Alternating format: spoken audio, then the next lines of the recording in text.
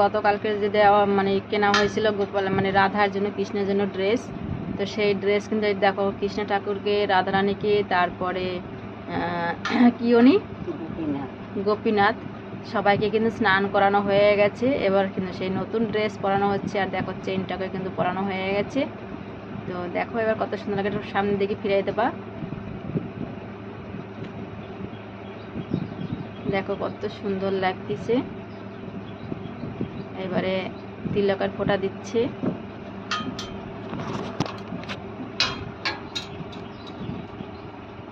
তো দেখো তিলকের ফোঁটা দিচ্ছে।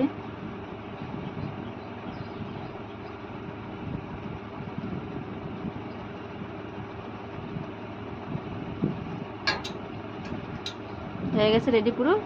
এবার হাতে নাও, এদিকে দেখাও একটু। তো এই দেখো কত সুন্দর লাগতেছে কিন্তু কৃষ্ণ ঠাকুর, ঠিক আছে। এর স্নান হয়ে গেল, ড্রেস পরা হয়ে গেল কৃষ্ণ ঠাকুরের। আর ওই যে ওখানে কিন্তু গোপীনাথ বসে আছে, আর ওখানে কিন্তু রাধারানীরও স্নান হয়ে গেছে, ড্রেস নতুন ড্রেস পরে বসে আছে সব। আর যে আসনগুলো কেনা হয়েছে সেই আসনে কিন্তু বসানো হয়ে গেছে, দেখতেই পাচ্ছ। বা কত সুন্দর লাগছে নতুন ড্রেস পরে, আজকে মানে খুশিতে খুশি, খুশিতে খুশি। যেমন আমরাও নতুন ড্রেস পেলে কত খুশি হই, ঠিক তেমন ওরাও। ঠাকুরের আসন কত সুন্দর দেখো সাজানো কিন্তু হয়ে গেছে।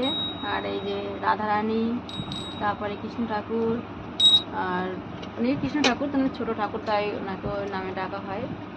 দেখো সব ঠাকুরের আসন সাজানো হয়ে গেছে, ঠাকুর খেতে দেওয়া হয়ে গেছে।